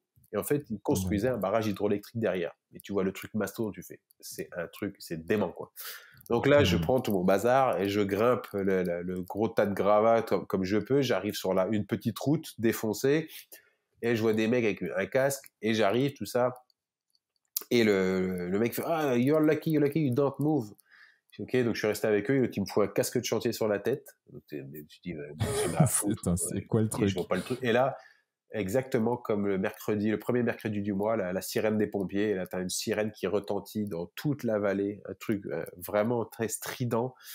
Et là, tu dis, c'est quoi ça? Et là, tout d'un coup, tu entends et là, tu as tout qui tremble, les pieds, tout, tu vois les 2 pans de la montagne, là où j'étais, en fait, et tu vois le truc, et ça tombe dans le contrebas. Et tu fais, enculé, mais moi, j'étais là, moi, je nageais, là. Et le mec, il me dit en anglais, il fait, mais personne nage ici. Je fais, mais moi, je nageais. Il fait, mais en amont, il y avait des panneaux décrits ne pas naviguer. Je fais, mais c'est écrit en chinois. Je fais, moi, je parle pas les hiéroglyphes, là. Moi, je comprends rien ce qui est écrit dessus. Je fais, pour moi, ça voulait dire, va au bar du coin, boire un verre, tu vois. Et du coup, ils ont fait sauter et c'est là où je me suis dit, j'étais chanceux, tu vois, d'avoir pris conscience. Je sais pas si c'est consciemment ou inconsciemment, mais de me dire, il faut que je sorte, il faut que j'aille voir, prendre du recul de tout ça. Et il y a eu plein, toi, de petites anecdotes comme ça où ça a été limite de me dire, je suis pas passé loin. Mais je pense que ça reste, il y a une partie de hasard, et ce hasard est une orientation du mental qu'on appellera de la chance. Certains ils diront, j'ai que de la poisse. Forcément, si tu dis que t'as que de la poisse, il t'arrivera que de la merde. Mais si tu te dis, je suis chanceux, forcément, tu viens orienter ton mental. Et je pense que c'est le fait d'avoir des ondes positives, de sourire aux gens, d'aller vers les gens, qui fait que, eh bien, je dis pas que rien ne pourra t'arriver, parce qu'en soi, tout peut t'arriver. Mais tu traverses la rue, ici, t'as un con qui te voit pas et il t'écrase en voiture. Ça peut arriver aussi. Mais d'orienter son mental et d'aller vers les gens en souriant, en étant avenant, en essayant de percer la carapace, tu vois, en leur montrant que t'es pas quelqu'un de méchant, que tu vas pas leur faire du mal. Eh bien, ça, en fait, c'est aller vers les autres, et il peut t'arriver des bricoles, mais en soi, ça reste minime par rapport aux rencontres que tu vas pouvoir faire. Moi, je dis souvent aux gens, on rigole, on sourit des bons moments qu'on a passés dans le passé. J'étais en Australie, on a fait ça, c'est super sympa. Mais on se marre des mauvais moments. Parce qu'en soi, les mauvais moments qu'on a passés, ils étaient mauvais sur l'instant T. Mais pour moi, un mauvais moment, c'est quand il y a un mec qui a un pistolet sur ta tempe et qui va appuyer. Là, c'est un mauvais moment parce qu'il n'y a pas de suite. Mais il faut relativiser, de se dire qu'il en fait, des mauvais moments, il y en a pas tant que ça, parce que les mauvais moments ont suscité de l'intérêt pour ci, pour ça, t'ont permis de rencontrer d'autres personnes, de partager, et c'est ça qui est juste extraordinaire. Donc, j'aime beaucoup le fait de sourire et d'aller vers les gens, parce que ça t'ouvre des portes facilement. Je partage complètement. Alors, c'est vrai que moi, je suis quelqu'un qui est complètement conquis par ce que tu dis, parce que j'ai une croyance profonde depuis presque toujours. J'ai envie de dire, je me souviens pas quand est-ce qu'elle s'est incorporée dans mon cerveau, parce que je l'ai tout, je l'ai tout le temps, mais c'est que la vie est toujours bien faite. Et je suis partant de ce constat que la vie est toujours bien faite, c'est que je suis pas non plus quelqu'un de fataliste, mais c'est que à partir du moment où tu es dans l'action, tu avances, et que en effet, comme tu l'as très bien dit, tu souris à la vie. Hein, Exactement. es là, tu sais que Tu vas vers les quoi gens. qu'il arrive, ça va bien se passer. Et si jamais la réponse ou le résultat n'est pas celui escompté, c'est pas grave, ça fait partie du jeu. Et quoi qu'il arrive, c'est que c'est ce qui devait se passer. Et puis, sauf que tu es toujours dans l'action. Et c'est ça qui est important, c'est d'être dans l'action et d'avancer. Mais dans n'importe quelle situation, un patron d'entreprise qui se lance dans la création de quelque chose, un concept de ouf parce qu'il a envie de le faire, il se lance dans le truc, mais ce qu'il a écrit sur son papier, jamais ça se réalisera à 100%. C'est impossible. Mais s'il se focalise uniquement sur toutes les merdes qui lui arrivaient, à la fin, il n'y arrivera pas. Par contre, s'il se dit, on a tenté à faire tout ça, ça n'a pas forcément fonctionné comme on voulait, mais à la fin, tu l'as fait, tu vois. Moi, le Tour de France à la nage, ça n'a pas été réalisé comme je le voulais. Dunkerque, Monaco, Ouais. hein, c'est ça. Mais le 1er juin, j'étais à Dunkerque, et le 16 septembre, j'étais à Monaco. On l'a peut-être pas fait comme je l'espérais, mais j'ai réussi à faire les 2150 km. Donc je me dis, oui, il y a eu des hauts et des bas, il n'y a pas eu l'effet escompté comme on le souhaitait sur la presse. Tu veux toujours plus, tu veux toujours, ah ouais, mais ça aurait été mieux si, ça aurait été. Mais à un moment donné, il faut se rendre compte à l'évidence, tu te dis, ouais, mais on l'a fait. Il a été réalisé. Il y en a qui aimeraient juste pouvoir tenter l'expérience. Je fais, nous, on l'a tenté et on l'a fini. Et ça, c'est gratifiant. Je suis complètement en phase avec toi, et c'est vrai que tu parlais de chance. Ouais, moi je crois aussi, hein, alors je sais pas si je crois vraiment à la chance, mais je crois toujours hein, que la vie est bien faite, donc du coup automatiquement tu as cette chance qui est là, mais parce que tu la crées en fait en permanence. Et tu parlais aussi quelque part, on va dire en filigrane, d'énergie, hein. En effet, quand tu es souriant, quand tu as peut-être quelque chose, tu ressens certaines choses, tu te dis bon ben voilà, la vie est bien faite, je me suis arrêté sur le côté, et puis il y a un mec qui m'a filé un casque, et puis en fait ils ont fait exploser là où j'étais. En fait, il y a des énergies qui nous amènent, je pense, dans certains endroits de manière en fait, je sais pas si c'est inconsciente, hein, mais tout simplement, est-ce qu'on est des grosses piles en soi, on est une grosse pile énergétique qui fait qu'on est happé par quelque chose, qui font que, en fonction de l'énergie que l'on émet, on va être plus ou moins attiré. Et donc ça, c'est vraiment cool. Il y a la notion de peur, moi, qui me vient derrière. C'est un concept que voilà, tout le monde a peur. J'ai écouté un podcast de toi disant que tu avais peur de pas grand-chose. Je crois que c'était sur les extraterriens. Mais c'est vrai, en plus, j'ai pas de peur. J'ai pas peur. Les animaux. La seule chose qui me fait peur, c'est les êtres humains. C'est eux qui me font peur sur leur comportement, leur façon d'agir. Ça peut être tellement. Ils sont imprévisibles. Tu sais jamais comment ça va se passer. Et en fait, c'est ça qui me perturbe sur mes peurs, sur mes projets, c'est comment ça va se passer. Les animaux, ils sont tellement prévisibles, leur façon, leur comportement. On sait ce qu'ils veulent faire. Ils veulent défendre un territoire. Ils défendent une femelle, quoique l'humain c'est un peu pareil, hein, des fois en réfléchissant. Sauf qu'il y a une autre problématique qui entre là-dedans, c'est que ils peuvent le faire, ils peuvent être vicieux, et ils peuvent faire mal juste pour le plaisir de faire mal. Ils peuvent saboter quelque chose juste pour te voir être en défaite. Et c'est ça, en fait, qui m'a toujours perturbé chez l'humain, c'est qu'il peut être fascinant sur plein de choses et tellement décevant sur d'autres. Donc, tu sais jamais à quoi t'attendre. Mais le fait, forcément, d'aller vers les autres et d'être souriant, tu provoques quelque chose de positif et pas de négatif. Après, je sais Ouais. pas, ouais, le truc qui me fait je pense, le plus peur, en plus des humains, je pense que c'est le nombre. Heu, Le le quoi? nombre, si je Le dis par nombre, exemple, d'accord. une fourmi, bon voilà, mais des milliers de Ouais. fourmis qui essayent de te dévorer, Mmh. ça prend la tête en fait. Et ça cumulé avec l'environnement dans lequel tu es. En Australie, tu vois, tu avais les mouches. Et quand tu as deux Ouais, trois mouches, c'était ouais, c'est chiant, mais quand on a des centaines toute la journée qui sont autour de ta gueule tout le temps, tu fais c'est pas possible, j'en peux plus, j'en peux plus.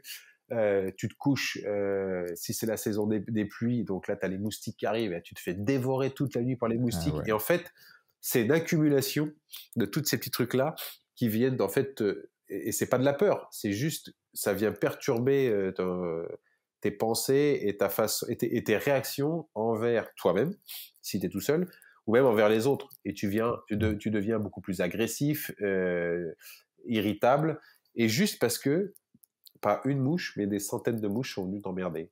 Pas Ouais, un ouais. moustique, mais des centaines de moustiques sont venus t'emmerder. Et là, et ça prend la tête. Ça, c'est le truc. Tu médites? Alors, Ou de la cohérence cardiaque ou oui, des plus ça. À la maison, malheureusement, je prends pas le temps de le faire. Quand je suis en aventure, j'aime beaucoup le faire parce que ça me permet. Alors, c'est plus de la sophro, tu vois, où je me pose et j'essaye de mmh. capter des sons autour de moi, très loin, et puis ce que je ressens en moi. Et en fait, c'est plus voilà, de se poser, comme tu dis, de la cohérence cardiaque pour apprendre à sentir ton rythme cardiaque, à le calmer, etc. C'est plus là-dessus. OK, ça marche. Parce que c'est vrai que, dans ces moments-là gênants et pour l'avoir vécu, en Australie avec le nombre de mouches incalculables autour de toi, ça c'est assez dingue, mine de rien. Mais grave. Heu et ben, en fait, le fait de pouvoir méditer, moi ça m'a, j'ai fait quasiment 1 an de méditation quasi tous les matins, pour, avoir les premiers résultats de la méditation. Du moins, je pensais avoir les premiers résultats. J'ai très probablement dû en avoir avant, mais le fait que j'ai réussi à dissocier ce genre de problématique, de me dire ah oui, bah en fait il y a un truc qui me fait chier, j'arrive à le voir et à le concevoir, mais en fait bah tu vas pas m'atteindre, tu vois. Du coup, et ça c'est la méditation m'a beaucoup aidé là-dessus.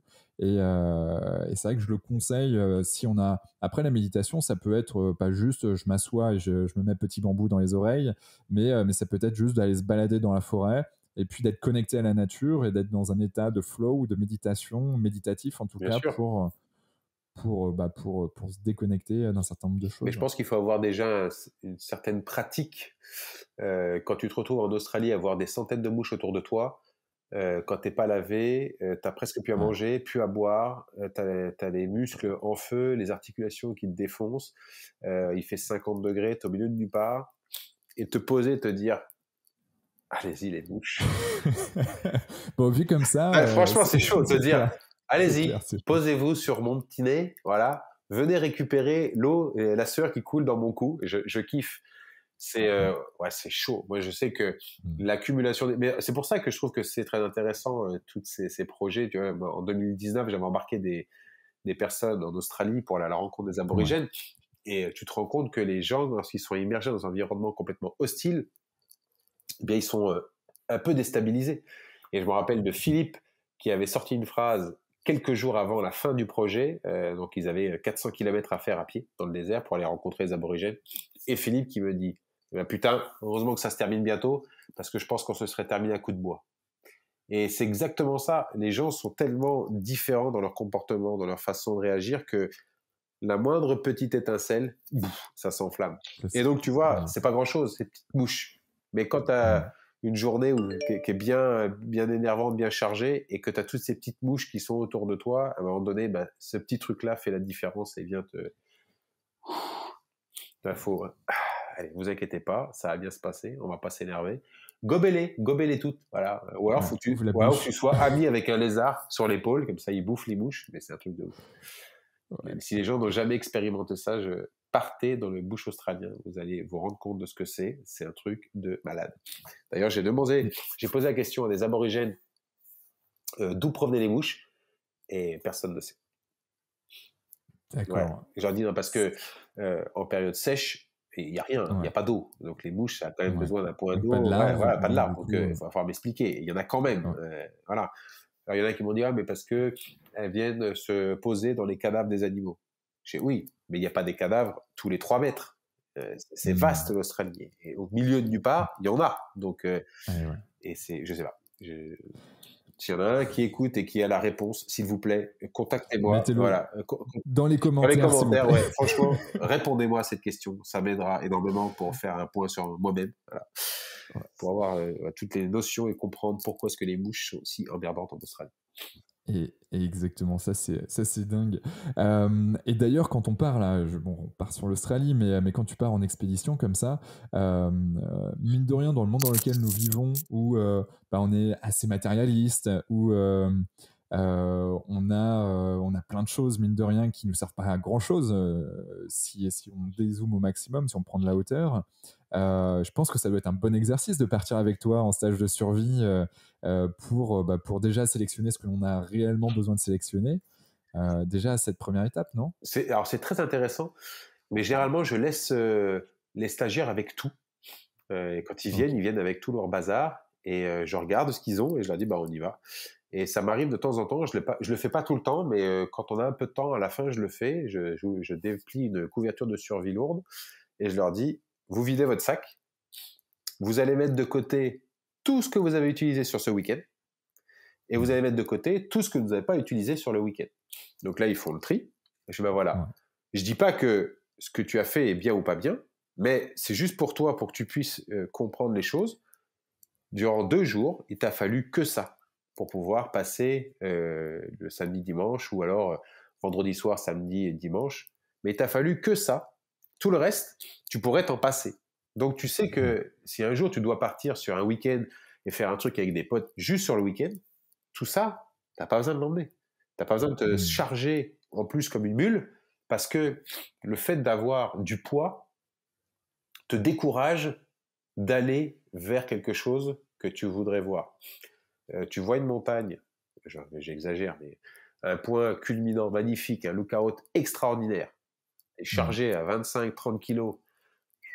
Tu arrives en Ouais, haut, tu poses ton sac, tu ouvres ton petit thé, là, t'es content, tu sors tes 2 biscuits, tu fais, ah, putain, enculé, hein, bien chier pour arriver en haut, t'es là, tu manges chérie. Voilà, prends 3 photos avec ton portable, là, tu fais, ouais, hein, prends quelques photos, et ben c'est parti, hein. On va faire une petite story sur Insta quand même pour dire, ouais, j'ai réussi à faire ça. Il faut redescendre. Et tu redescends tout, tu as bien chié pour monter, tu redescends le tout, et là tu refais 5-6 km, et là, tu as un autre endroit, mais extraordinaire. Et là, tu le regardes, tu fais, ouais, bon, hey, on va pas s'emmerder, c'est la même chose que l'autre, voilà, sauf que c'est un autre point différent, donc on va pas aller, ça sert à rien d'aller voir. Du coup, tu n'y vas pas. Parce que, eh bien, tu t'es chargé tellement comme une mule que du coup, tu n'as plus l'énergie pour monter là-haut. Mais ce point de vue était peut-être extraordinaire. Et donc, le fait de se charger un peu moins, ça t'ouvre beaucoup plus de possibilités pour pouvoir aller vers les autres, aller dans des endroits un peu reculés, des endroits un peu inaccessibles, parce que tu as la capacité de le faire. Partir trop chargé. En fait, on le dit souvent, dans son sac, on emmène ses peurs. Les gens qui partent, j'emmène un réchaud, j'emmène 15 tasses, j'emmène un petit couteau, j'emmène ça, j'emmène ci, ça. Mais en fait, c'est parce que tu as peur de manquer, tu te dis, ah, mais en fait, ça te rassure. Mais tu vas peut-être même pas l'utiliser. Ouais. Mais t'emmènes tes peurs. Et c'est quoi les fondamentaux en survie j'ai envie de dire déjà à emporter et peut-être à savoir faire. Il y a pas les fondamentaux, moi je les base sur une règle qui s'appelle la règle de 3. Donc ça va de 3 secondes à 3 années. Et en fait, ce sont des états que le corps humain est capable de supporter jusqu'à forcément un moment qui devient fatal. Mais ça reste que des moyennes qui te permettent de prendre conscience de ce que tu as besoin au moment de la journée ou dans les jours qui suivent. 3 secondes d'inattention, 3 minutes sans respirer, 3 heures de régulation thermique, 3 jours sans boire, 3 semaines sans manger. Et ensuite, il y a 3 mois et 3 années qui sont plus sur l'hygiène corporelle. Alors, c'est très particulier, mais si tu viens te faire un truc au niveau des dents, ça peut infecter, etc. Et pourquoi pas gangréner. Tu viens te blesser au niveau de la jambe, tu soignes pas bien, ça peut 3 mois. ça peut s'infecter, etc. Donc 3 mois. Et après, on parle de 3 années, c'est sans contact social, sans partage, sans échange, sans rien. Et en fait, bah, t'as plus aucune raison de vivre, quoi. T'es le seul, t'es la dernière personne sur Terre. T'es la personne qui atterrit sur une île et faut rester à parler avec un ballon à la con où tu viens mettre de l'herbe à l'intérieur, tu vois, où il faut que tu te fasses saigner pour faire un visage. Donc c'est ces aspects-là. Et en fait, tous mes stages, je les tourne sur cette thématique-là, et après, je viens intégrer à l'intérieur des modules pour expliquer ce que c'est la régulation thermique, ce que c'est le fait de 3 minutes sans respirer, etc., etc. Donc c'est assez évolutif, mais je trouve que ça permet d'enlever les gens qui sont dans un cadre habituel, soit au travail, soit dans les villes, etc., et de les enlever de ce cadre-là et de les mettre dans un cadre complètement différent. Quand on le fait en entreprise, je trouve ça tellement drôle parce que je leur dis aux gens, peu importe qui vous êtes dans la hiérarchie, si vous êtes le boss ou pas, demain matin, après avoir passé une bonne nuit dehors, vous sentirez tous la fumée, vous aurez tous les cheveux gras, vous aurez tous les yeux en trou de pine, vous sentirez tous mauvais. Donc il n'y a plus de différence, tout le monde est pareil. Et c'est ce que je trouve super agréable en fait. Les gens, ils se découvrent autrement et dans un cadre complètement inédit, parce qu'on va rarement dormir avec sa collègue de travail en pleine forêt, à devoir manger des sauterelles, puis faire un feu un peu avec juste un fire steel et dormir au coin du feu à la belle étoile. Et je trouve que c'est tellement intéressant. Même tu vois, en conférence, je le fais souvent. En conférence, quand j'ai la possibilité quand on m'en donne la possibilité, je fais la conférence en entreprise et après je propose aux gens de faire un atelier sur le feu. Donc je leur dis voilà, on est tous là aujourd'hui, on a tout préparé, vous allez dehors, on a ramené de la paille, des machins, etc. Je balance tout ça dans un petit peu d'eau pour que ça soit un peu plus chiant et que ça soit drôle. Donc je dis, vous allez constituer des équipes de 3 à 4 personnes et vous allez comprendre pourquoi est-ce qu'on fait cet exercice-là qui s'apparente à être un exercice lié au monde dans l'entreprise. Parce que quand on veut mettre en place un projet, des fois on ne travaille pas tout seul, on travaille à plusieurs. Quand on veut mettre en place un projet, eh bien ça se fait pas à l'arrache de dire j'ai une idée, on l'a fait ce soir. Non, il y a une phase de préparation. Et puis ensuite, il faut nourrir ce projet pour le faire grandir, pour qu'il puisse après rayonner correctement. Je vais faire du feu, c'est pareil. Il va falloir déterminer, comprendre comment fonctionne le feu, parce que c'est pas juste un truc comme ça. Ah ouais, je sais allumer le feu, moi je fais des barbecues tous les étés. Ah ouais, bien sûr, moi aussi je sais faire un barbecue quand j'étais gamin. J'avais 3 litres d'huile de vidange, j'allais piquer le chalumeau à mon vieux, je prenais la soufflette, tu sais, pour gonfler les vélos. Ah je peux dire que le feu, en 5 minutes, il est allumé. Hein. Mais mon père, il m'engueulait après, il fait parce que la cheminée que j'ai fait dehors, Rémi, c'est pas un réacteur d'avion. Hein. C'est-à-dire que les flammes qui montent à 3 mètres, c'est pas pour griller les chamallows. Donc, on fait du feu en bas et petit. Et moi, je savais pas faire, j'aimais bien faire des gros feux. Donc, j'explique aux gens que vous avez une phase de compréhension, une grosse phase de préparation, et ensuite, il faut initier ce feu et l'allumer. Donc, il y en a un qui va essayer, peut-être qu'il va pas y arriver, parce que c'est peut-être pas la bonne personne pour faire ça, mais vous êtes une team, et donc les autres peuvent prendre le relais pour essayer et apporter la petite pierre à l'édifice. Et une fois que c'est fait, quand vous arrivez à avoir votre première petite flamme, ça ne veut pas dire que votre feu est allumé. Hein. Oui, ça veut dire que vous avez juste une flamme. Maintenant, c'est un travail d'équipe. Si vous avez tout préparé avant et si vous êtes prêt à nourrir votre feu, eh bien vous allez le faire grossir tout doucement, tout doucement, tout doucement, pour qu'à un moment donné, ça devienne quelque chose de bien rayonnant, un bon feu où tu dis je profite là parce que ça fonctionne. Mais vous avez fait un travail d'équipe. Et en stage de survie, une fois sur deux, les gens arrivent à faire du feu, surtout quand c'est les belles périodes, tu vois, comme on a pu avoir il y a 3 semaines, un mois, mais ou même quand c'est la période estivale, été, les gens arrivent à faire du feu facilement. Tout est sec, n'importe qui, tu balances un truc, ça prend. Mais en plein hiver, quand il pleut, quand il y a 100% d'humidité, et que je leur dis, faut allumer un feu, là, tout d'un coup, quand je leur dis que la préparation est primordiale, si vous la faites pas, jamais vous allez avoir un feu. Je peux te dire que c'est très long et c'est très drôle à regarder parce que tout le monde veut aller très vite. C'est bon, j'ai tout constitué. Je fais, mais t'as rien, t'as pas assez. Faut vraiment avoir de quoi allumer un feu. Donc il t'en faut une bonne quantité pour être sûr que ça fonctionne et pas juste un truc à l'arrache. Donc j'aime beaucoup faire tous ces petits parallèles. Et on voit vraiment avec l'équipe, une entreprise que tu crées, un projet que tu montes, ou un un manager avec ses managers, c'est clair, le feu, il faut le créer. S'il n'y a pas la petite étincelle qui fait que tout le monde va aller dans la même direction, dans le même sens, a envie de se battre pour tel ou tel sujet, C'est ça. c'est indispensable. Et d'ailleurs, on parle de sujet, mais toi, tu as un sujet en filigrane qui est vraiment l'environnement aussi là-dessus. Et comment toi, tu arrives à embarquer les gens? C'est le fait de partager sur les réseaux sociaux, c'est le fait d'embarquer des gens avec toi dans des expéditions, tu essayes de les sensibiliser, d'aller dans les écoles, Bah, c'est vrai que comment c'est un petit peu tout ça, tu vois. Les réseaux sociaux te permettent d'avoir une certaine notoriété et de preuve sociale à travers la toile. La Ouais. prise de parole dans les écoles est pour moi indispensable pour sensibiliser les enfants. Donc ça, c'est quelque chose que j'aime beaucoup faire. Dans les entreprises également, sur soit les colloques, etc., où tu as une thématique très particulière, mais ça peut être sur du dépassement de soi, avec une petite note d'environnement et d'écologie. Euh, Sur de la vidéo, d'embarquer les gens avec moi aussi, j'aime beaucoup le faire parce que bah, y a rien de mieux que de le vivre en fait. Ouais. C'est le b.a.-ba quoi. Tu vois, quand j'ai descendu la Saône à la nage en entraînement là au mois de février, à faire des Ouais. boucles pendant 10 jours, et bien en fait j'ai contacté les MFR, les maisons familiales rurales, et les gamins ont ramassé les déchets en bord de Saône. Donc il y en a qui vont faire une vidéo de tout ça, il y en a un autre qui vont faire une structure, une œuvre d'art géante qui devrait être inaugurée fin mai. Et en fait, Ouais. tu les embarques avec toi dans le projet. Si c'est pour dire, je vous propose une aventure, le Calvi Monaco 2022, c'est au mois de septembre, bah, vous pouvez suivre. On s'en branle. Mm. Inintéressant. Qu'est-ce Ouais. que tu kiffes? Ouais, bah super, on regarde le mec il nage. Ok, super, génial. Et c'est quoi la suite? Puis ça va être long, hein. Ah ouais, tu vois, il y a pas de. Par contre, si tu construis un truc avant avec eux, Ouais. tu viens faire de la collecte, tu viens valoriser certains déchets, tu viens faire de la prise de parole. Enfin, tu les fais prendre part au projet en amont, Ouais. pendant et après. Et ben du coup, là, tu as vraiment fait le triptyque préparation, réalisation, restitution, et tu les accompagnes ils t'accompagnent dans ton projet. Et là, tu as une vraie plus-value.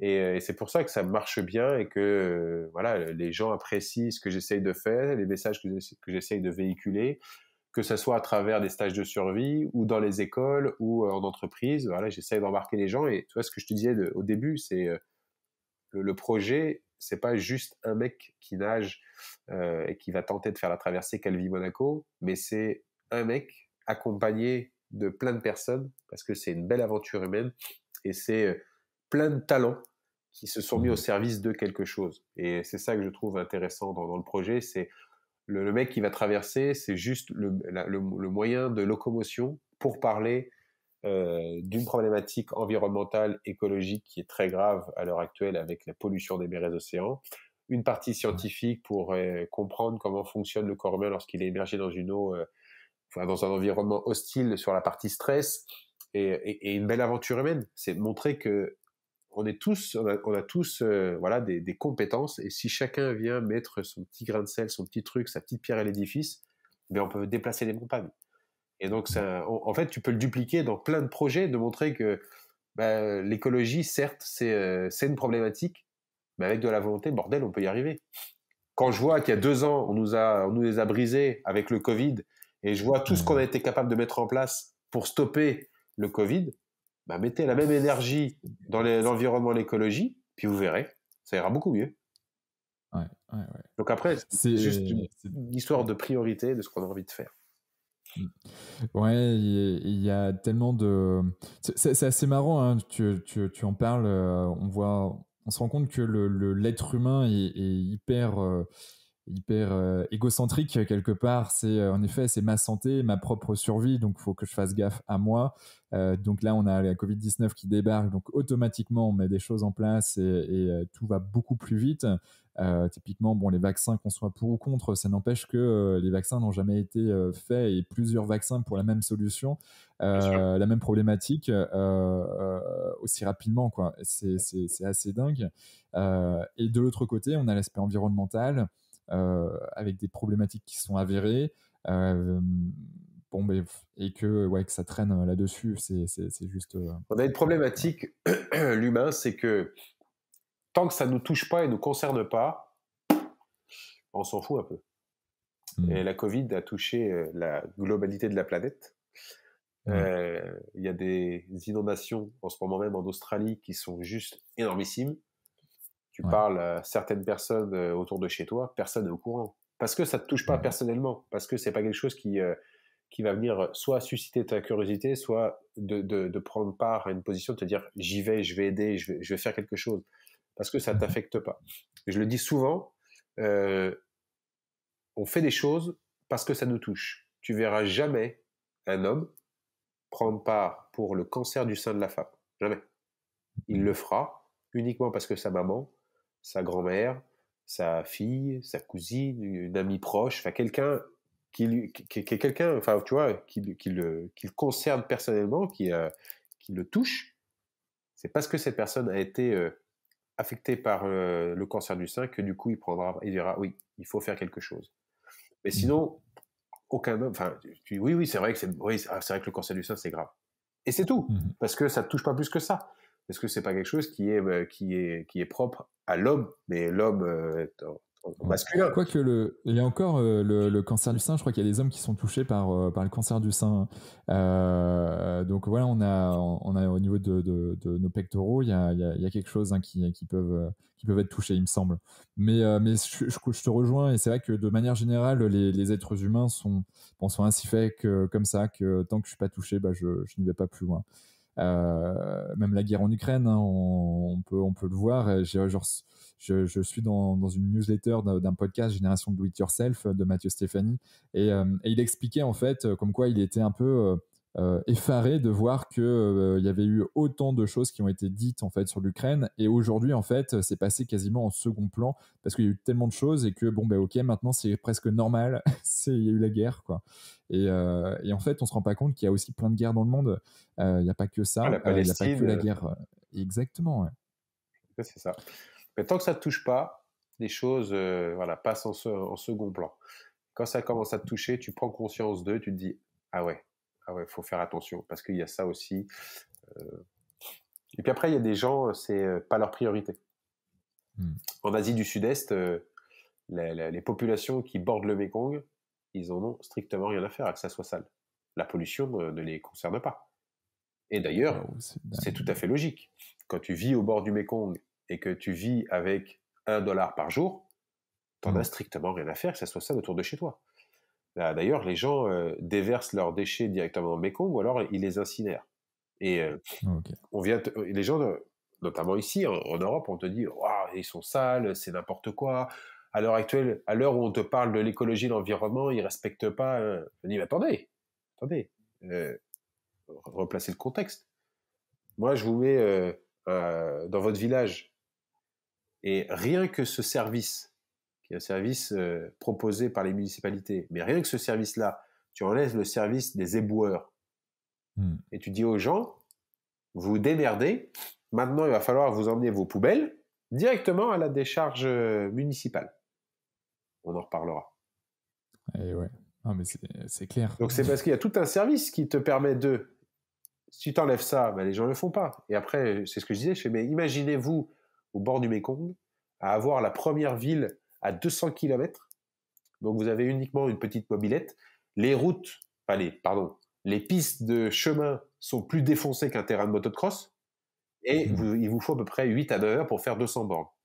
Est-ce que vous feriez un plein de mobylettes, mettre vos déchets à l'arrière, Ouais. rouler pour aller les emmener dans un centre de tri? Bien sûr que non. Parce que Mais ouais, ouais, économiquement, c'est clair. tu perds de l'argent. Et si tu vis sous un seuil de pauvreté où tu gagnes $1 par jour, ben, tu ne vas pas dépenser de la thune pour aller emmener tes déchets parce que tu as bonne conscience sur l'environnement. Mm.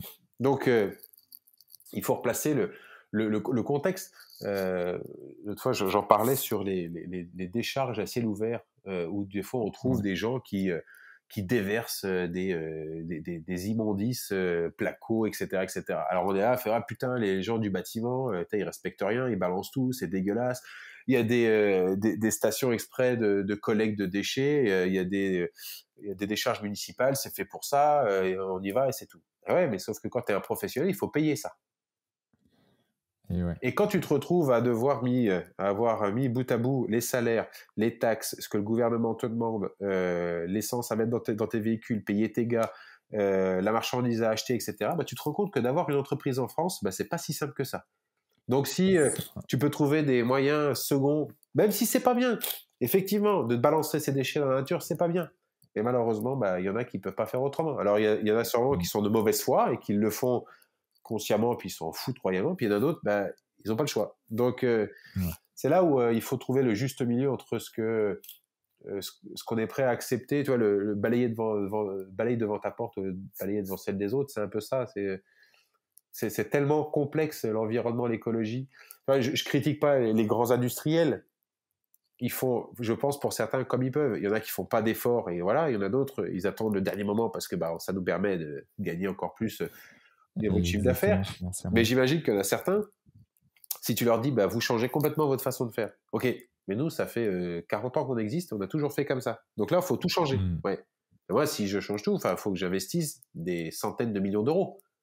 Donc là, du coup, je fais comment pour faire travailler mes 3000 collaborateurs? Comment je fais pour les faire bosser? Donc, tu vois, il faut être... faut vraiment trouver le juste milieu entre ce qu'on est prêt à accepter et puis les décisions à prendre quand on est voilà, une multinationale. C'est assez complexe sur l'environnement, l'écologie et les personnes qui disent moi j'ai la solution, enfin bravo, je connais pas, je sais pas du tout. Non, la solution, c'est plusieurs solutions, j'imagine, bah, je pense en tout cas, et pour des problématiques qui sont tellement complexes. L'être humain est hyper complexe, mais la planète, la nature est hyper complexe également. Quand on regarde ce qu'elle est capable de faire, tant en positif que voilà, en remontrance vis-à-vis de ce qu'on est en train de faire d'elle. Donc c'est... Bon, en tout cas, je reste optimiste et Mais il je pense faut, que l'être humain est capable de faire de belles choses. On l'a vu avec la Covid-19, donc là, il va se passer on est des capable choses. de rebondir très Ouais. rapidement. Donc Mais sans faire de jeu de mots, l'être humain aime bien avoir chaud aux fesses pour pouvoir se bouger vraiment. oui, c'est vrai. Quand on est dans le stress, on actionne des choses beaucoup plus rapidement. Yes. On arrive sur les dernières questions, Rémi. Est-ce que tu as un gris-gris, une croyance particulière que tu n'oses pas forcément crier sur tous les toits? C'est une bonne question. J'ai pas de croyance, non. J'essaye d'être pragmatique dans mes choix, dans mon raisonnement. J'essaye d'être opportuniste. Je le répète très souvent au stage de survie, soyez pragmatique et opportuniste. Vous voulez quoi? Un feu? Ok, bah sans ton briquet. Pas besoin de se faire. Bah oui, à un moment donné, on s'en Ouais. fout. Comment t'allumes un feu? Tu veux un feu. Donc, Ouais. j'ai pas de croyance en particulier. Voilà, c'est plus voilà de tourner là-dessus, sur des choses beaucoup plus pragmatiques, parce qu'on veut une finalité, on veut le résultat et pas comment est-ce qu'on a atteint notre résultat. Hmm. Ouais, je vois ce que tu veux dire. Comment tu fais pour progresser? Je m'inspire des autres énormément. Mais pas forcément que dans mon domaine, dans n'importe quel domaine. Je m'inspire de leurs compétences, de leur savoir-vivre, savoir-être. Enfin voilà, je trouve que le projet Cali Monaco retrace exactement ça. C'est que j'ai plein de personnes qui travaillent sur ce projet et qui ont du talent. Et en fait, Hmm. ces personnes-là me donnent de l'énergie et c'est ça qui me permet d'avancer. Et quand on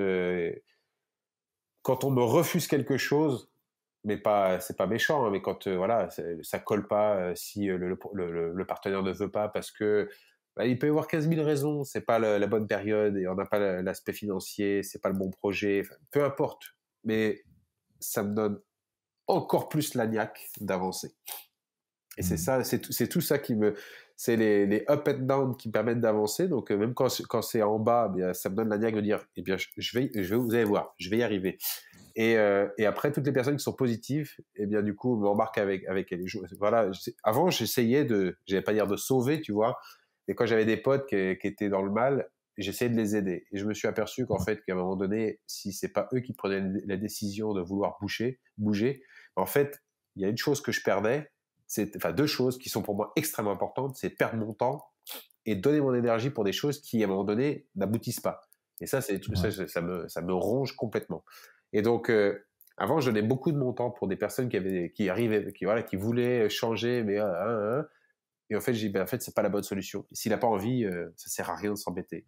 Donc, je me suis recentré uniquement sur les personnes qui sont positives autour de moi, et comme ça me permet d'avancer. Yes. Et t'as un mentor ou une personne ou des personnes, toi, qui justement sur lesquelles tu t'inspires? Je me suis, alors pas inspiré sur ces faits, mais j'ai trouvé ça extraordinaire. 1953, l'ascension de l'Everest avec Edmund Hillary et Tenzing. C'était juste, c'est bluffant, quoi, de se dire, en 1953, ils ont été les pionniers, enfin, c'est les premiers à être montés en haut et être descendus avec l'équipement aussi spartiate que c'était. À l'heure actuelle, on arrive à faire l'ascension de sommet avec un équipement qui est relativement plus opérationnel, plus chaud, plus tout ce que tu veux d'ailleurs. Alors qu'à l'époque, c'était quand même. Enfin, tu vois, t'as les photos de l'époque. J'ai trouvé ça extraordinaire. Et c'était mes premiers livres que j'ai lus d'aventure, tu vois, de tenter de faire des sommets. Et ça m'a passionné. Et après, forcément, il y a le livre de Jamel Bali que j'ai lu pour faire la traversée de l'Australie en courant. Et en fait, son bouquin, c'était pas l'écriture du livre qui était que je trouvais intéressante, mais c'était tout ce qui mettait à l'intérieur, où il te parlait, et bien des rencontres qu'il faisait, de tous les partages qu'il y avait. Et ça, c'était extraordinaire. En fait, la course à pied en elle-même, on s'en fout. C'est un moyen de locomotion. Et les gens qu'il rencontrait, ça, c'était extraordinaire. Et c'est ce que je kiffais, en fait. Et en fait, c'est exactement ce que je te disais tout à l'heure, c'est vivement demain. Ouais. Vivement que je découvre ce qui va se passer demain. Et ça, c'était excitant. Donc voilà, c'est quelques personnes comme ça que j'ai trouvé. Tu vois la famille Picard, pareil, qui tente, voilà, qui fait le vol en stratosphérique, qui descend dans les abysses, qui fait le projet Solar Impulse. Enfin, c'est passionnant, Dingue. c'est passionnant de te Ouais. dire les mecs qui sont descendus dans la fosse des Mariannes avec une boîte à savon, quoi. Faut dire qu'à l'époque, tu vois, c'était pas non plus le truc comme on peut avoir maintenant. Pas hyper safe, c'est vrai. Ouais. Et ils descendent. Et si je me rappelle bien, ils ont même entendu un POC. Si je me rappelle bien, je crois que c'était t'avais le Picard, t'avais le père, et puis t'avais son assistant, je crois. Et ils ont entendu un POC sur la carlingue, sur le bathyscaphe, quoi. Ils sont descendus, ils sont remontés. Quand ils ont sorti le truc, il y avait une balafre monstrueuse. Et en fait, ils ont eu une chance inouïe parce qu'ils ont dit, là où c'est arrivé, à la profondeur où c'est arrivé, on aurait d'abord été écrasé par la pression et on aurait entendu le bruit après. D'accord. Et Waouh. ouais, soit c'est ce genre de personnage qui m'a toujours fasciné, de me dire, c'est extraordinaire d'avoir repoussé les limites, de se dire à cette époque-là, de tenter, tu vois, d'être le premier, le premier à tenter quelque chose et aventureux et d'exploration et puis scientifique aussi. Yes. Ah ouais, moi ça me fait rêver. Moi, commandant de Cousteau, depuis que je suis tout Bien petit sûr. également, pareil, c'est des. Oh là là. Bon, on pourrait rester des heures là-dessus parce que là, l'exploration, c'est les sujets. Je suis pas allé trop là-dedans parce que c'est pas forcément la thématique pure et dure du podcast, mais je pense que je vais prendre rendez-vous avec toi pour quelques rendez-vous avec Philippe, notamment. On doit faire un truc avec la JCE, je crois. Exactement. Avec grand Donc, plaisir, hein, vraiment, de venir tester, de venir. Enfin, franchement, c'est Philippe, il a testé une fois et je crois qu'il en est à son 5e ou 6e stage. ah ouais, ça y est, il kiffe quoi. Voilà. Et à chaque fois, voilà, je l'embarque avec moi. Et il découvre à chaque fois des nouveaux trucs. Là, l'autre fois, il me Ouais. disait au téléphone, j'ai besoin de m'alléger. Je transporte mes peurs et j'ai Ouais. besoin d'en éliminer un peu parce que j'emmène trop de trucs. Ouais, je peux comprendre, mais tous on a ça au Mais bien départ sûr, on a tous cette et après chaque problématique. voyage. Et Ouais. t'apprends. Moi, le premier voyage en Nouvelle-Zélande que j'ai fait, mon sac faisait 30 et quelques kilos, quoi. Je suis revenu, mon sac, il faisait 7 kilos. Tu vois, j'avais compris, tu vois, je dis, c'est bon, j'en ai marre de le porter, tu vois. Aucun Ouais. intérêt. Et en fait, tu prends conscience on a beaucoup de choses qui sont matérielles et qui sont inutiles, donc on peut s'en passer. Et ouais, Et je ça, suis c'est mille fois tellement, d'accord. tellement important. C'est tellement important. Co- Comment on peut te joindre si on veut te joindre? On a ton site internet avec toutes les descriptions sur ce que tu Ouais, proposes, que ce soit sur les conférences, les stages, les c'est explorations. ça. Si on veut t'accompagner, t'aider dans le sponsoring, c'est pareil, on passe par ton site Ouais, on internet, peut c'est ça? passer par le site ou après par les réseaux sociaux s'il y en a qui le souhaitent avec arobase Rémi Camus Explorer. Avant, ça doit être partout la même chose, ça doit être ça, ouais. Et Ouais. puis après, bah, j'ai Donc le. Insta, Facebook, Ouais, ouais. J'essaye LinkedIn. d'être partout. Enfin, c'est pas facile, mais j'essaye d'être presque partout. Je réponds à presque tout le monde avec plus ou moins de temps. Voilà, des fois, j'ai regardé tout à l'heure. Je suis parti. Ça fait voilà, presque 5-6 jours que j'ai pas eu le temps de faire grand chose à cause des tournages, des allers-retours à Paris et tout ça. Et là, j'ai juste Ouais. regardé les mails. J'ai fait bon, on verra ça demain parce qu'il est bientôt voilà. Hein, bon, un autre jour. Hein, c'est pas grave. Ça Et ouais. attendra.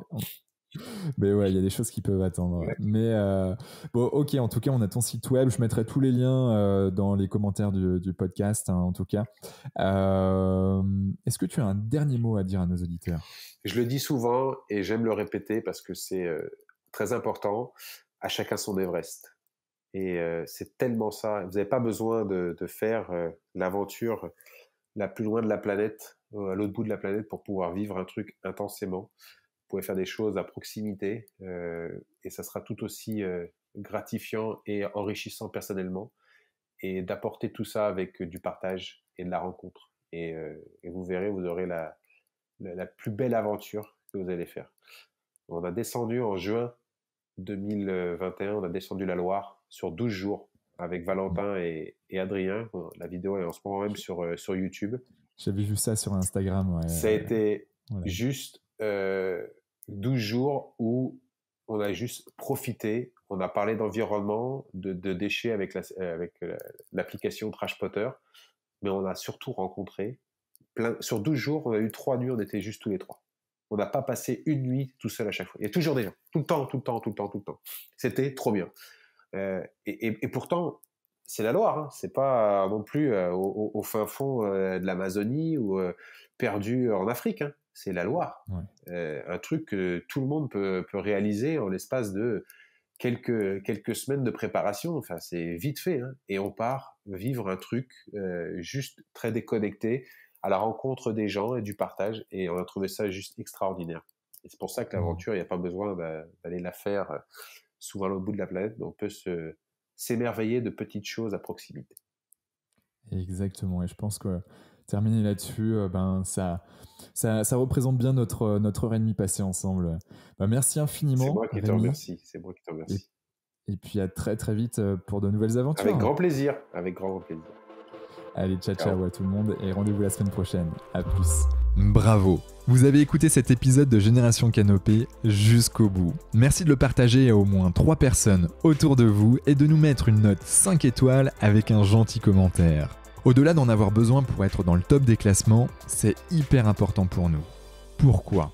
Parce que ça nous permet de toucher un maximum de personnes qui méritent d'être plus heureuses, en meilleure santé et plus performantes. D'autant plus que, plus nous aurons d'abonnés, plus nous pourrons attirer des personnalités exceptionnelles avec tout ce qu'elles ont à nous apporter.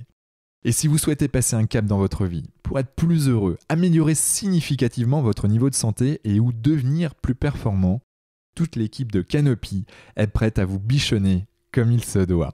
Vous n'avez qu'une seule chose à faire. Créez votre profil sur canopee.com, Qanopee.com, si ce n'est pas déjà fait, et faire votre check-up bien-être. Du contenu gratuit et des praticiens vous y attendent. C'était Quentin Aoustin et je vous embrasse. Ciao ciao.